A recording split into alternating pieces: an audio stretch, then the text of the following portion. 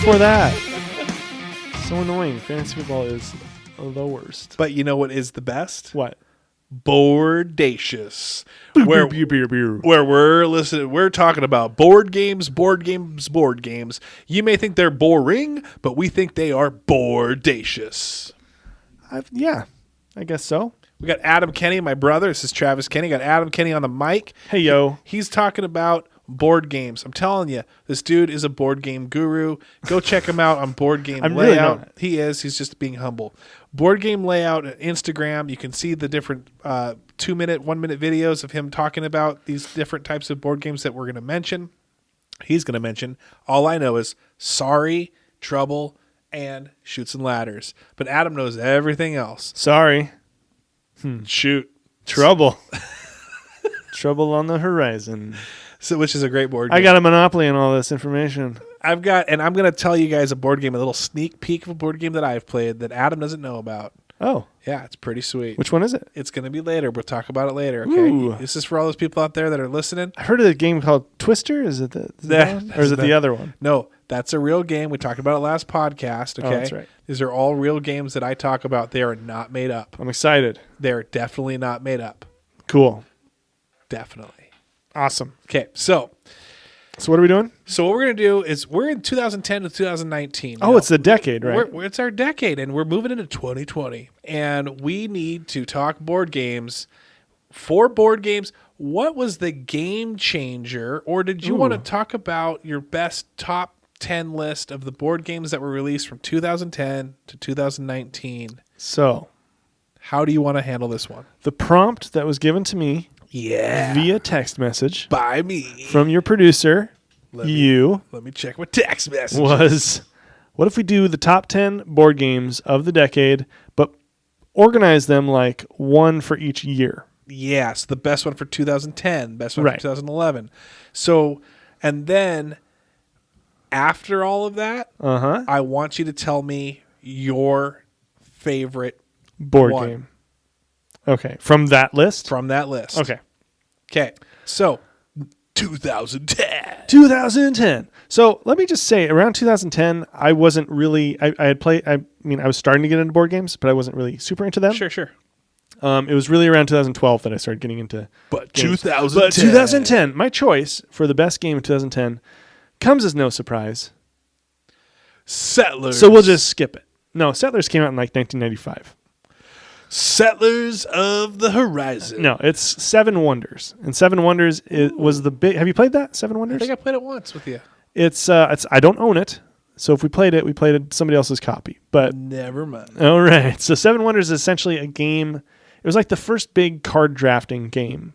Card drafting? Explain that, Adam. Card drafting is when everybody has a hand of cards. And you look at your cards and you choose one to keep, and then you pass the rest to your neighbor. And then your other neighbor will pass their cards to you, and then you choose one to keep from there.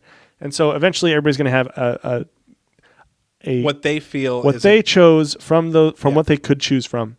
And you'll get points for these cards, you'll get resources and stuff like that. In this game, everybody plays as a different ancient civilization, so you might be Babylon, or you might be Rome, or you might be whatever, right? And so you can focus on all sorts of different card types. There's like cards that add to your military strength. There's cards that add to your science and knowledge. There's cards that add to your resources. And you're trying to build different wonders. And yeah, it's kind of an easy game to pick up once you kind of, if you have somebody who knows how to play it. It's really not that hard. And how many players? You can play up to 7. Did you already say that? Believe it or not. No, okay. The game is called Seven Wonders. You can play up to 7. And got you. Yeah, so that game is generally regarded as one of the best games of modern designs, and 2010, that's when that came out. Other than that, I just want to make a couple mentions of other games. There's a game called Fresco, which is all about being an artist and kind of planning out your day secretly and then revealing how your day is planned. And then you might get to the place before your opponent, whatever. But basically, you're just trying to paint like the Sistine Chapel type thing, and you're trying to mix paints, go to the market, buy paint, keep your morale up, etc. And Fresco was a game that I did used to own, and I liked that game quite a bit from 2010. So I'm going to give a couple other choices, but yeah, Seven Wonders, number one game. Seven Wonders, 2010. On a scale of 1 to 10, 10 being the most fun you've ever had playing a board game, and 1 being like, what is this? I'm burning it immediately. What do you give this? For me, And give it decimals.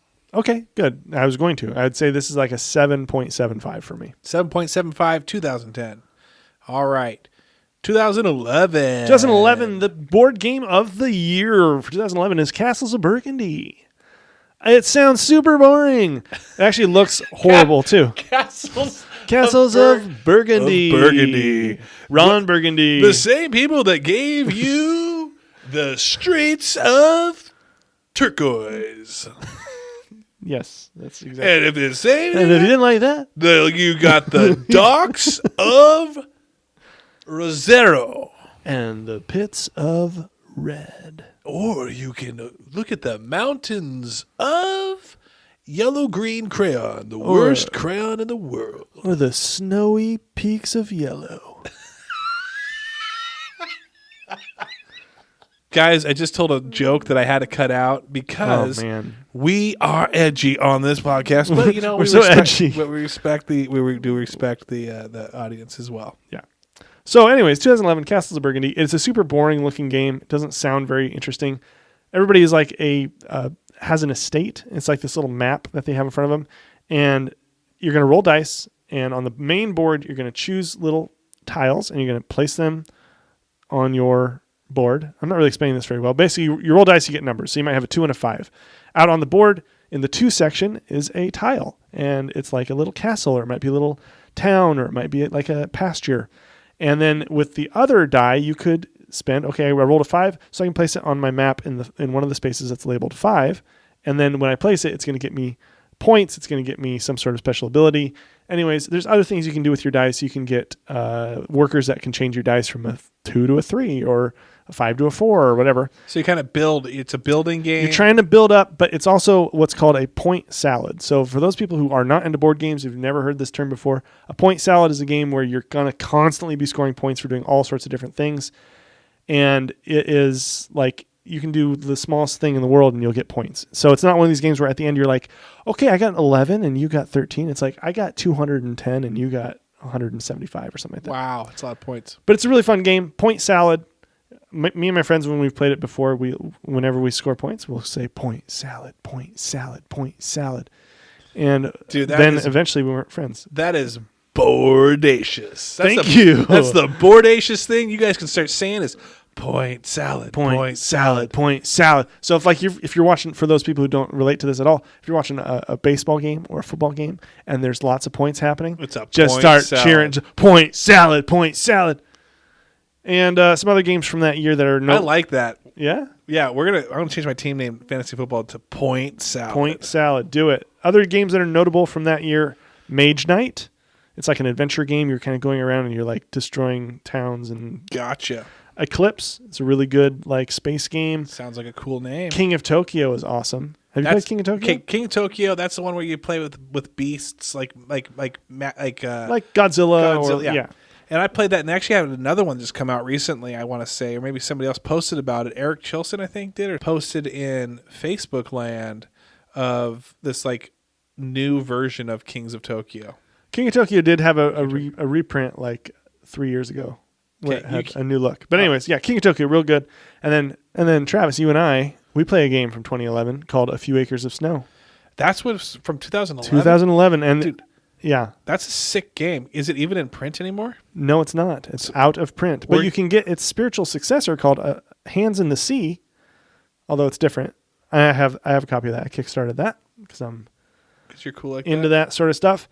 But anyways, yeah, A Few Acres of Snow, real good. And actually, the reason why I remember I got into board games in 2012 is because I remember in 2012, I was like, what are the best games that came out last year? And A Few Acres of Snow was on it, and that was one of the first games I bought. There you go. I like all of this. All right, now this is it. Eric Chilson posted November 22nd, bits and pieces of King of, what is that? King of Tokyo? King of Tokyo Dark are being shown for the first time in the U.S. at BGG Con. Interesting, BGG Con. So there's a website called Board Game Geek, and it's kind of a big deal. And it's kind of like the IMDb. If you're into movies, it's the IMDb of board games. So you can get all your information from there. Excellent. 2012. 2012. So this one's going to be kind of funky because I'm not sure if this game came out exactly in 2012. I don't know if it was the collector's edition or what, but this is my favorite game from 2012. And it's called War of the Ring, second edition. And if that's not true to 2012, we'll choose a different game. Okay. But War of the Ring is basically Lord of the Rings in the box. And one person's going to play as Sauron, and one person's going to play as the Fellowship. And you're going to try to get your Fellowship down to Mordor to get rid of the ring. And otherwise, you can also try to defend your nations and stuff like that. And the other player is going to be trying to destroy your nations, take over your lands, and try to corrupt the ring bearer. And it's super fun. It's a really good game. But if that was not 2012, my favorite game from 2012 is Robinson Crusoe. And that is a cooperative game where you work together to survive on an island. You're exploring the island. You're getting resources to try to survive. You're getting food and wood and to try to build a fire to try to get people to rescue you. There's 6 different scenarios. So some scenarios you might not be actually trying to get the fire. It's really cool. You're hunting animals. You're gathering and building items and stuff that are going to make your life easier. But you risk hurting yourself, and you risk like these really bad events happening. Every round there's bad events happening. It's tough. It's a really difficult game. It's very fun though. Yeah, that's my best game of 2012 is Robinson Crusoe. Was it hard to kind of like narrow some of these down? Yeah, because there's so many different styles of games, and sometimes I'm in the mood for one game, and sometimes I'm in the mood for another, and some are just like objectively good, but sometimes it's like, well, I like playing this one better. So, yeah, it's really difficult. Certain years especially are very difficult. This 2012 was a good year. Terra Mystica came out. Zulkin, the Mayan Calendar came out. Keyflower, Lords of Waterdeep came out. My wife likes a game called Lords of Waterdeep. I like it too. She might not like that I just said this because it is you look at it and you're like, this looks super nerdy. And this is the thing about board games. You might look at a game and be like, this looks so dumb and nerdy. But if you sit down and play it, I guarantee you'll have a good time. Yeah. Well, we'll talk about that in a second. Yeah. I want to get through this list because I got some burning Boardacious board game questions. Whoa. You might want to get that looked at. Dude. If it's burning. And maybe I don't because I love it too much. 2013. 2013. My favorite game for 2013, what I consider the best, is a game called Eldritch. Whoa. What's up? Did you just give us just say, hey, this is the best game of the well, what I consider the best. Of them all? No, of 2013. Okay. Sorry. I thought you were already giving us a sneak peek. No, that's later. Pick. Eldritch Horror. And this is a cooperative game where you're like, if you know the Cthulhu mythos, or if you like horror type stuff like that, this game is really cool. It's like Indiana Jones in a box almost, where you're traveling the globe and you are fighting bad guys and you're fighting monsters and you're finding artifacts and you're fighting evil, and it's just really, really super swingy. Like, ooh, yeah. It's swingy. Yeah. You know? Swanky? It's swanky. Swingy in the sense that like you never know what's going to happen. It's like a roller coaster ride. Oh. But it's super fun and it's crazy, and it's made better with some of the expansions. So I do have multiple expansions for this game, and I would recommend if you try this game and you like it, the expansions make it more fun. Some other games from that year are Concordia, which a lot of people would say is the best one that year, Caverna, Nations, and Viticulture. And Viticulture is kind of an interesting one if you like wine. It's all about making your own sort of winery. And really? Yeah, you give tours, you grow your own grapes, you make them into wine, you sell them. Yeah, it's kind of a fun game. So I might get that for my wife. Yeah? Ooh, spoiler alert. Are some of these still not in print? Most of these are in print. And what are we talking about cost-wise in some of these? Well, you're usually looking at, for these games, between $40 and probably $70. Okay, all right. Which it can seem like a lot, and especially if you get into the hobby, it can definitely be a lot. But the thing is, like, there's a lot of replayability with these games. Like, these games are meant to last you several years, and you're supposed to, be able to break them out, play them for hours on end, or not necessarily on end, but hours at a time. And yeah, you're getting entertainment. You always pay for entertainment, and I think board games are a good form of entertainment and worth the money. Right on. 2014. 14. Extreme 14. The best game from this year is Orleans. If you're American, you'd call it Orleans. I think I'd never know. I feel like I'm fancy boy when I say Orleans. That's what we call you around town. Fancy boy. There goes Fancy Boy again. Boardacious board games. And this game, you and I have played this. We played it when we went to Chelan a few years ago. It's a game where you have a little bag and you are I think we've played this. And you're pulling little workers out and you're placing them on your Yes. board to do actions. Yes. And over the course of the game, you get more and more of these workers, and then you're drawing them out. And so it's kind of like a luck of the draw, and then you have to do what you can with what you have. And it's just kind of a fun, simple game. It's pretty easy to teach. And it's also kind of like a point salad game. You're getting points for all sorts of different things. Another point salad. Some other good games did you like that game? Do you remember playing that game? I do remember it all. I do remember, though, like pissing off my entire family. Sorry, you guys, I said the P word. But by playing some vampire game. Yeah, that's coming up. Ooh. Sorry. Spoiler alert. Teaser. But before we move on, 2014 also has some really good games called Star Wars Imperial Assault. If you're a Star Wars fan, this game is fantastic. My son broke one of your things from it. Yep, keep going. Oh my gosh. No, that was X-Wing, which is another game. Five Tribes is a good one. Dead of Winter, we just recently played that. Played That Dead of came out Winter? in 2014. That was a lot of fun. Kane, okay, here's a quick thing.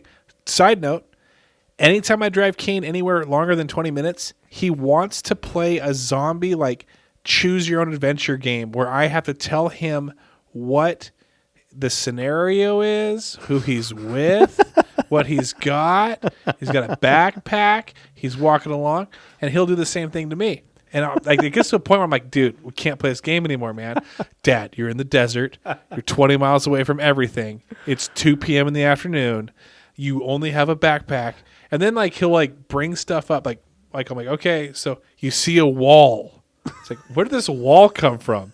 He says, you find an edge like a sledgehammer, but it's only the edge of a sledgehammer. What do?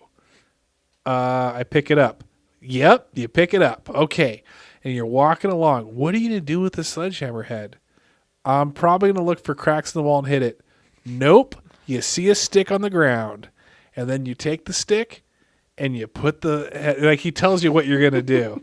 And it gets so annoying. So when Dead of Winter came out, where this Thanksgiving, Adam brought it, I'm like, Kane, let's just play this game. And it was great because this is what he loves. It's just like this strategic, like, what are you going to do to try to, you can only make 3 moves. What are you going to do with your 3 moves? Yeah, it's really cool. It's really fun. And because you're all working together too, although you can play with a trader mechanic. Right. But yeah, you're all working together. You're trying to make these tough decisions together, and there's possible like events that just pop up, and it's like, oh my gosh, what are we going to do with this? You know? And yeah, it's an exciting game. I love playing it. I don't want to sound like a rude dad, but I'm telling you, every time I drive him anywhere, like he'll be like quiet, we're just driving along, and he'll say, "So, Dad, you're on a boat in the middle of nowhere." Zombie apocalypse. I'm like, okay. That's awesome. He should be writing some of this stuff down. He is a lot of fun with that. Okay, so that's 2014. Yeah. Are we moving on to 2000? Yeah, let's move on. Maybe we should do it like, I keep saying the same type, but maybe we should do it like You Don't Know Jack and just, oh, what is that? Is that a spleen? Nope, it's just 2015. So, 2015. Oh my gosh. So we've got a game here. This was like the big deal this year. I mean, this was a huge game.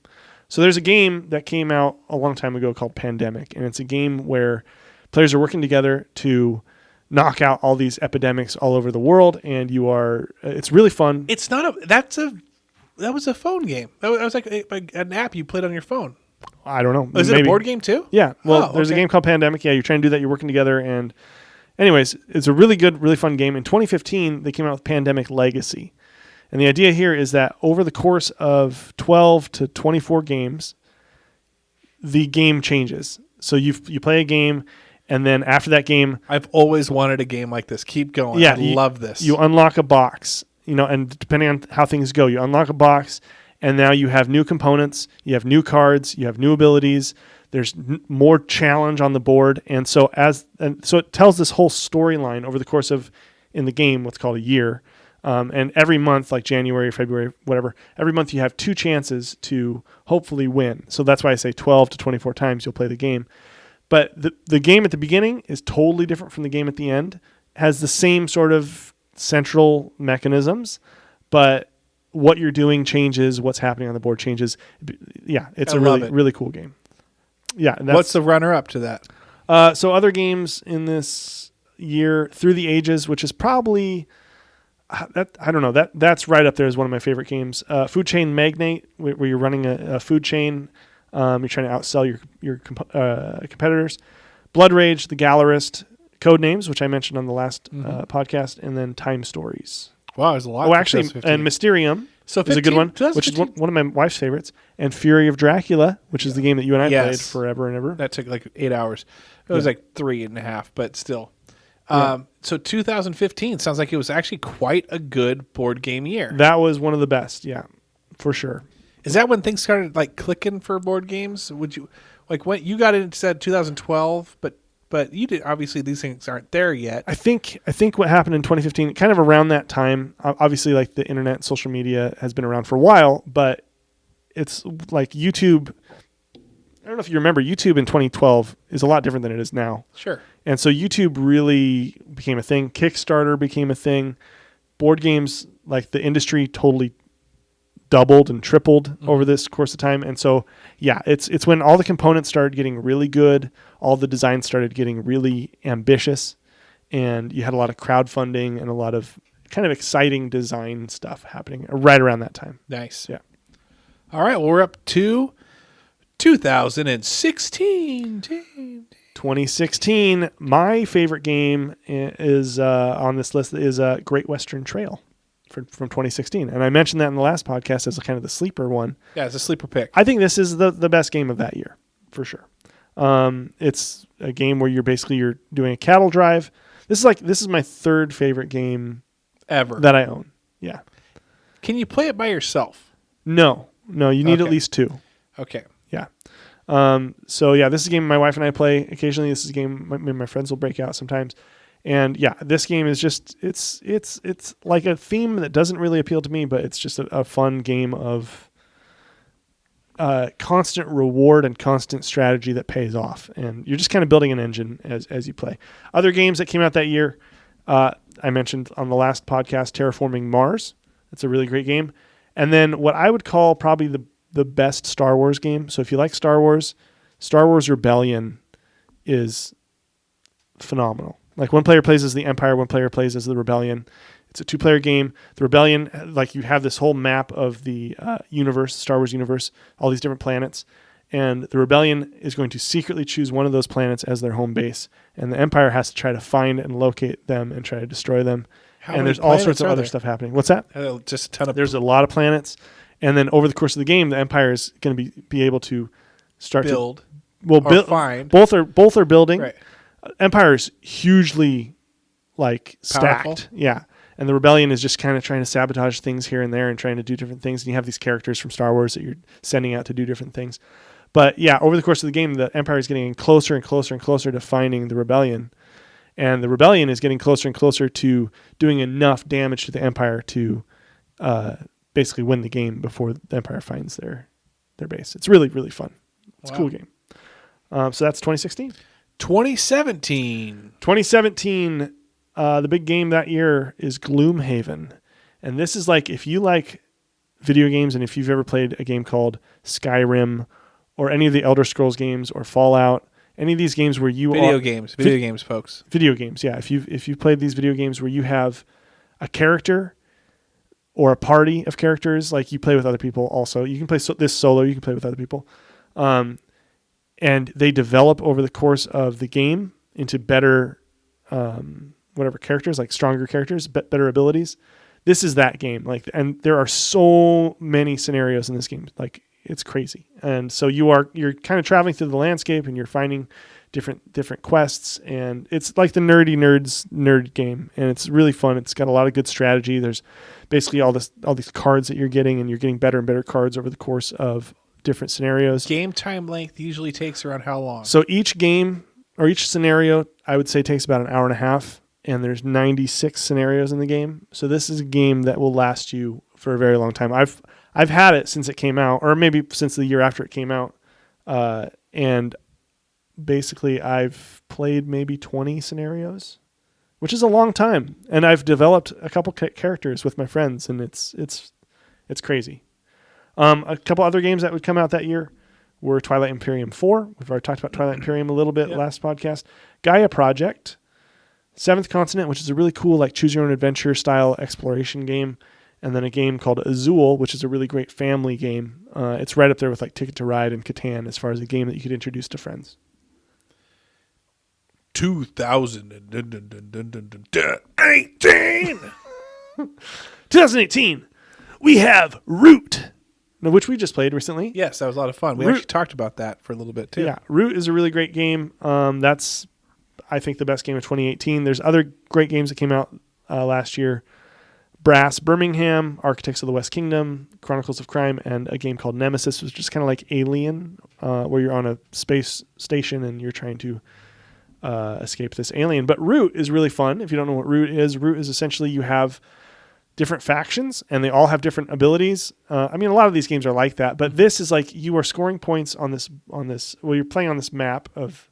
First of all, it's really cute woodland creatures. Yeah, little fun little creatures. Fun little creatures and critters. Little critters, and everybody plays as different critters. Travis, in the game we played, he played as the bird people. I was definitely a bird person. I played as the Woodland Alliance, so I was kind of like all the little mice and rabbits and stuff, foxes. And then Madden played as the cat people.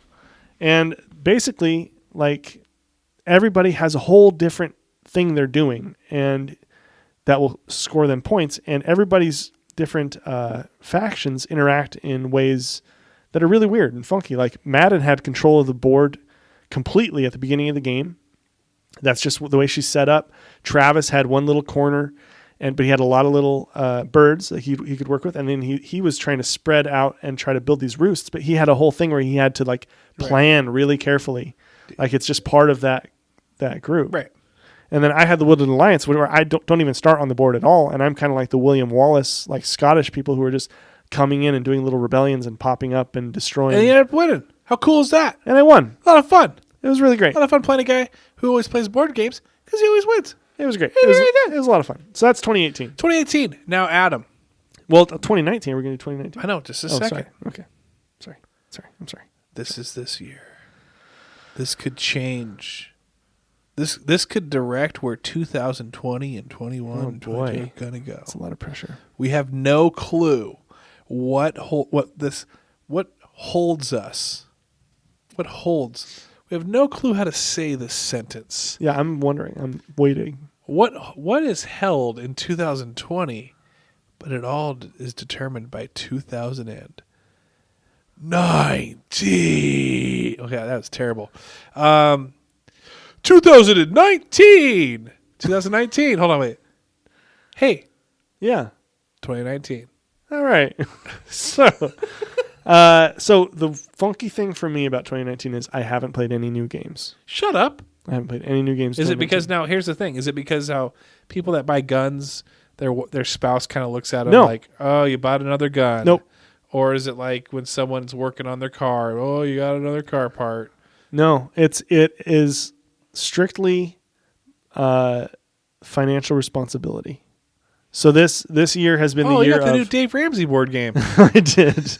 This is the year where I'm not only tightening up my belt, but I'm replacing it with cardboard and duct tape. Have you said that before? No, that's actually really good. Thank you. So it's just we like past Adam, future Adam, present Adam hates past Adam. Present Adam despises past Adam and is that's not true. But I'm atoning for the mistakes of my youth. And future Adam. I don't know. Past Adam was spending a lot of money he shouldn't have been spending. Back in the day, when past Adam, when he was buying stuff back in the day, he would always say, "Future Adam's going to pay for this. It's okay. Future Adam's going to pay for this. It's okay. Future Adam's going to pay for this." And as if future Adam was going to be some millionaire. Yeah. And then future Adam now hates past Adam. Just hates him. Past Adam was irresponsible. I don't think his hygiene was very up to snuff. But he gets married and everything changes. Well, he gets married and the world becomes real? a reality for him. Yeah, that's good.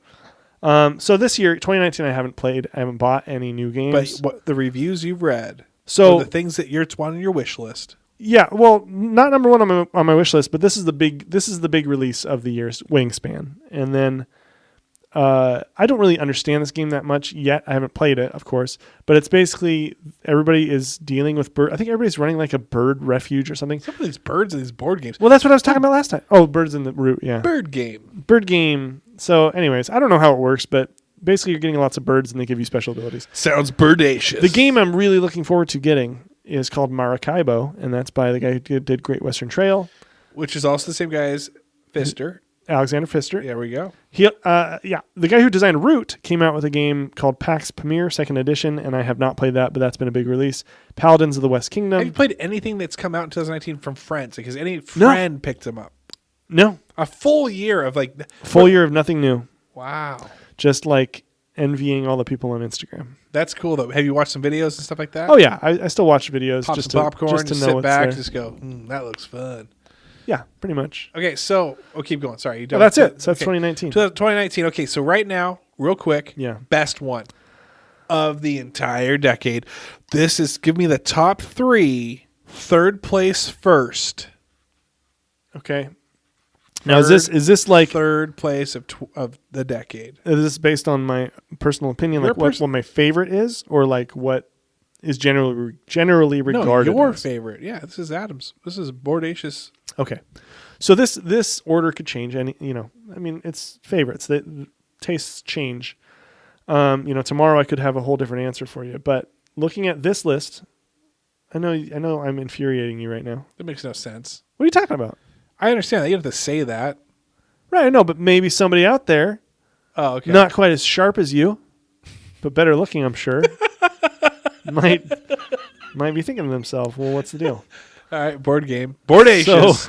Top 3 of the decade. Third place, Adam, take it away. Third place. Without too much explanation. Man. This is tough. Just say it. Yeah. Just shush. Third place. Third place, Root. By Alexander Pfister. No, by Cole Worley. Cole Worley. Retails for how much? $60 maybe? I think I did like a rating scale for like 2010 and that was it. Like, hey, what's the rating scale of 2010? And then we did it. 7 out of like. Oh, you did. Yeah, and then we just did nothing else for the rest of them. Well, whatever. All right, real quick. 2011. 2011, Castles of Burgundy, I would give that like a 7.5. 12. War of the Ring is like a 9. 13. Eldritch Horror is like an 8.75. 14. Orleans, 8.25. 15. Pandemic Legacy Season 1, 8.5. 16. Great Western Trail, 9.25. 17. Gloomhaven, 10. What if you play a game next week and it's the best game you've ever played? Is that going to be? Well, no, Gloomhaven can still be a 10. All right. 18. Root, 9. 19. Wingspan, I haven't played. Okay. So based off of that, I already know what your best one's going to be. Yeah, exactly. Gloomhaven. Yeah. Spoiler alert. And then after that, so number 2 then would be Great Western Trail. Or you had another 9.2. No, you had, what was it, 9.25? I think War of the Ring was up there as a 9.25. And then you had two 9s. Well, whatever. It doesn't have to make sense. I would go with Root. Root and War of the Ring are like right there. And then Number 1 is Gloomhaven. Great Western Trail and number 1's Gloomhaven, yeah. Okay. All right. Gloomhaven retails for how much? I think it's around $100. And it's on eBay. Is it out of print? Is it in print? It's in print. I think they're doing a Kickstarter right now for future copies. I'm not sure about that. But yeah, you can get it. It's available. All right. So I got some quick follow-up questions for you. And then we'll let you go. Okay. What is, out of all these games, what was the book? You judged it a book by its cover. You saw it. I think you kind of mentioned it a little bit with your wife, but I don't know if that's the one. But what's the one, if you were to walk by it, these are all lined up. The top 10 are all lined up. Yeah. And you're looking at the name and the cover of the box, and you're going, that game looks absolutely boring, but it turns out to be awesome. What game is that? So of these 10, I would say probably Orleans. Just looks boring, bland, nothing really special. Or no. Castles of Burgundy. Number 1. Okay. There, yeah. Okay, so what about the one that has the best expansions? Oh, man, that's tough. I'd say of these, probably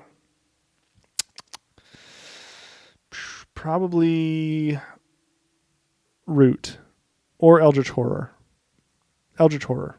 Yeah, Eldritch Horror. What's the best game that you can play by yourself? Gloomhaven. Gloomhaven. Yeah. What's the best one with a group of people The group of people that are dedicated? Yeah. I think that there's probably going to be no better game to play with a group of people on this list than Root. What's the easiest game to teach? Get some newbies just showing up, they want to play. Yeah. I'd probably say Seven Wonders. Okay. What's the one that is the longest game that it takes you to play? At like a given session. Yeah. I would say War of the Ring. What's the quickest one? Quickest one is, well, I would probably say Castles of Burgundy. Yeah. Or, Castles of Burgundy. You got to play one game for the rest of your life. You can't play any other game. What game you playing? I know Gloomhaven's the top one, but it could have been that one with the 96 different scenarios and all that. That is Gloomhaven. Oh, never mind. That could be it. It's Gloomhaven. Yeah. All right. That's the one I choose. What's the one that if you feel like you've got the best handle, you've played it enough or whatever, you got the best strategy, that if you played your enemy to the death, oh boy, you would feel absolutely comfortable playing them in this game? Great Western Trail? Question mark? Yeah, I'm dying. I could die on that one. Yeah. What's the one the power goes out and you got a little fire going and it's you and your wife? Mm-hmm. What's the one to play? Depends on the time of year, but probably Orleans. You got your kids around, you're babysitting, you got 7 to 15-year-old kids. They're just kind of like 3 or 4. They're just kind of like bored and you want to teach them game. What game? Teach those kids one of these games? Yeah. What's going to hold their attention? None. Root, maybe. So you said 7 to 15? Maybe Seven Wonders. Seven Wonders, probably. Nice. All right. I feel like is there any other shout outs you want to give before we go? Top decade list? No. Well, it has been a lot of fun for Boardacious Board Games with Adam. Boardacious. Adam Boardacious. It's just, I don't know. We're definitely called it Boardacious. Okay. How did I get signed up for this? Join us for another time next time of Boardacious Board Games with Adam Kenny. Thanks. Could you have a little more enthusiasm? Thank you. All right. Well, everyone, thanks for joining us for another game of Boardacious Board Games. It's been fun. I'm enjoying this. Fun to hang out and talk about board games. Yeah. I hope you enjoy it. If you do, hey, go to Board Game Layout. Give it a like. Give it a follow. Adam's got 2,000. It's on Instagram. Send him a message. You got some fun games that you think you'd like him to try out or maybe even talk about. Let him know. Send him a message. Send me a message. I'll ask him anything you guys want when it comes to board games. Buy me a new board game. Dude, if you are a board game maker out there and you want us to rate you, send it out. Hot or not. DM us and we will give you our address. We're talking about your game. Or you. But DM us, give us your information, and then, or we'll give you our information, and we can rate it. We can send it out to us. We love playing. Adam, no joke, will sit out. He'll put the entire thing out, and he'll play it several times. Read the rule book by himself. That's not entirely true. Completely true. By himself, ignore his Yeah. new bride and just figure out board games. We've been married for over a year. Yeah, so now it's the honeymoon's over. Yeah. All right, everybody, thanks so much. Have a great day and board bless. No. Thanks.